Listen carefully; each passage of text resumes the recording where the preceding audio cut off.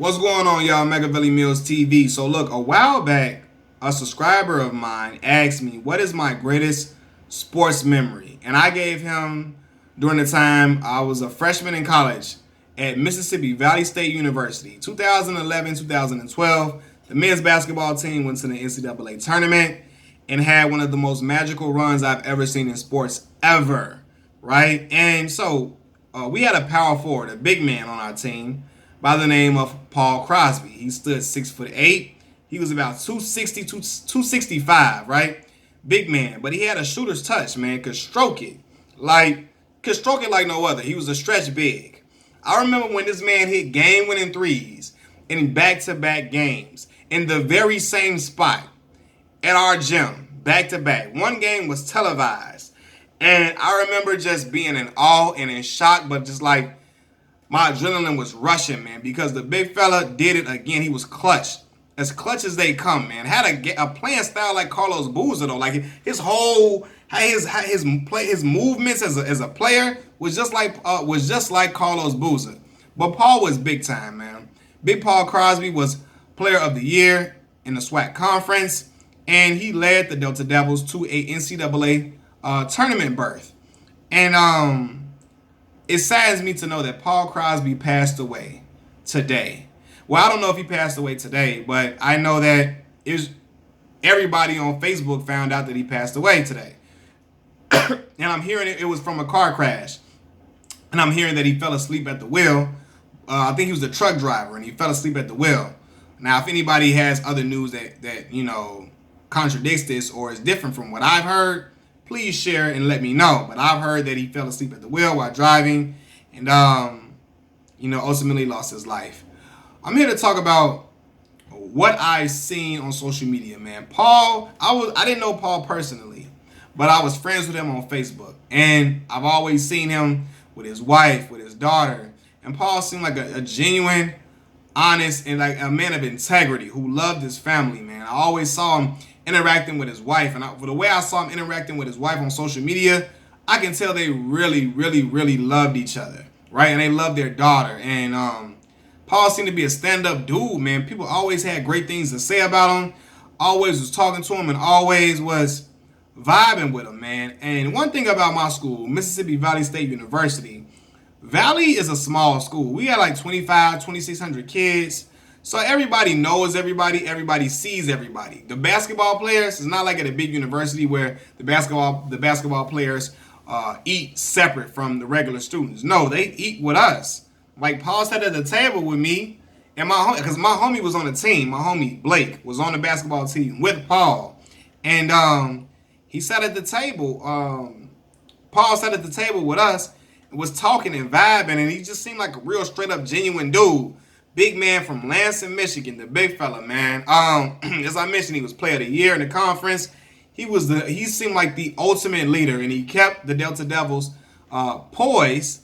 And real talk, Mississippi Valley State's team in conference play, they went 17-1, and they won 17 straight games and lost the final game before they could make it an 18-0 conference record, man. But they went on to win the SWAC tournament and went to the NCAA tournament, where Sean Woods, head coach of the Delta Devils, who formerly played under Rick Pitino for the Kentucky team, Sean Woods went on to get another job at Morehead State due to how well his Delta Devils team performed, right?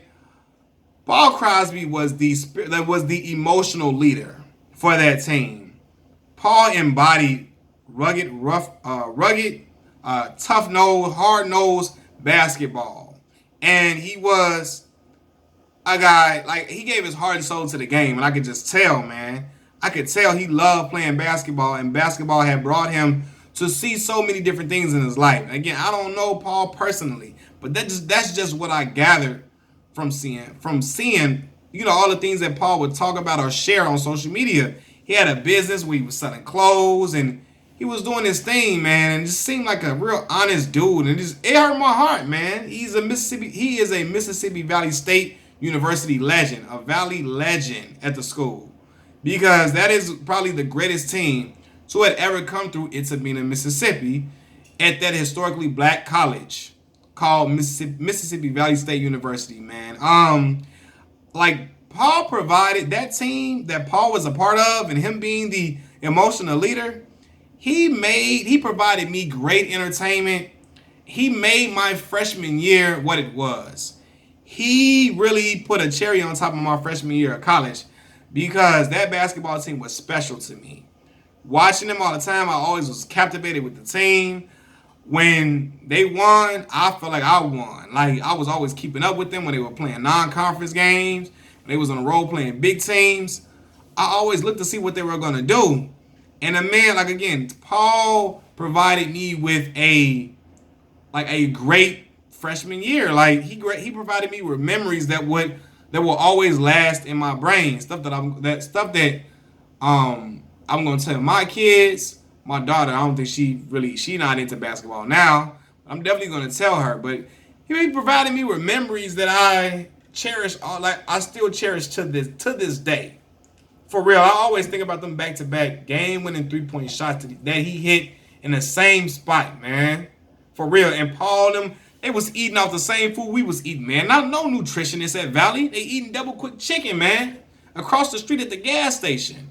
But man, like again, Paul turned my freshman year up with that team they had, man. It was magical. You can feel the magic spreading all across the campus. At the beginning of the season, Valley was picked to win the whole conference.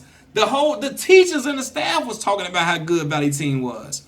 How good Valley team was gonna go far, and they was gonna go to the tournament that upcoming year, and they were picked to win the swag, and how well the team looked and all of that, man. Like for real, I just remember all the hoopla around the team, and it just provided me with school pride. It filled me with school pride to know that, hey, we got some guys on this team that care about winning, and they were led by that man, Mr. Paul Crosby from Lansing, Michigan, man. This was a great basketball player, man. Great basketball player, but seemed to be an even greater husband, father, friend, son, and everything else, man. He just seemed like a real, genuine, and thorough dude, man. And I hope that Mississippi Valley State University retires his jersey. He deserves it. He was player of the year. I believe he may have led the team in scoring. If not, it was Terrence Joyner that led him in scoring. But again, Paul was the player of the year in the conference because, man, he was just special, man. He had a lot of special moments in the court, and you couldn't deny that he was special by seeing him play, man. Seeing a big man stroke the three like that could also rebound, that was just hard-nosed and rugged, that gave it his all, who was also an enforcer. For real, man. And just he provided me with a lot of fun, great memories, and stuff that I'm always going to remember forever, man. Like, when he hit them game-winning shots, I felt like I was at a live NBA game, and he stood there. Paul was left-handed. He stood there with his hand held up, and everybody just came and rushed the court and attacked him, really showing him love and embrace, because that we were just so proud of that team, man. It gave me the morale was different on campus when that team was there. I mean, like the whole student body spirit was up because we knew we had the team that could beat any team in SWAC play. We knew we had them boys that were capable of leading our team to the NCAA tournament. And I'm never going to forget about Paul Crosby. Like, I talked about him hitting that game with his shot almost a year ago, and he liked the status, and everybody was talking about how they can remember what they was wearing the day he hit the shot. They can remember them rushing the court. They can remember them recording it. They got recording on their phone. I swear, when he shot them game-winning shots back-to-back like that, I was like, oh, my God, are you kidding me, man? Same play. He get the screen at the top of the key, pop out, catch and shoot. He by himself wide open, and he knock it down like that, man, at 6'8"? Come on, man. That was dope, man. Paul might have been like 6'9", man. That was a big dude, man. That was a big fella, man. But, I mean, I say that all lovingly because he was big and he was strong, though. Big, strong. But I'm always going to remember those. I'm always going to remember those shots. I remember when the ball went up, too, I just, like the air got sucked out of me because we just like, man, is he going to hit this? Is he going to hit this? And I remember when he hit the shot, before he hit the shot, me and my roommate was like, man, this game finna be close. We could tell it, like, man, this game finna be close. These boys ain't trying to play with Valley. They trying to win tonight. We gotta hold these boys off. We gotta come through and put the nail. We gotta end it all. We gotta come through and deliver. And Paul delivered twice. For real. And more than twice. He delivered all season. But I mean, in those moments, he was the mailman. For real. He was delivering. He was doing the deliveries, man. He was giving boys the business, man. And sad to hear about the news. So tragic, man. I'm praying for his family, his loved ones, his daughter, his wife, everybody, man. He just seemed like a straight up genuine dude because everybody always had good things to say about him, man. Rest in peace to Mr. Paul Crosby. Machiavelli Mills TV. I'm gone.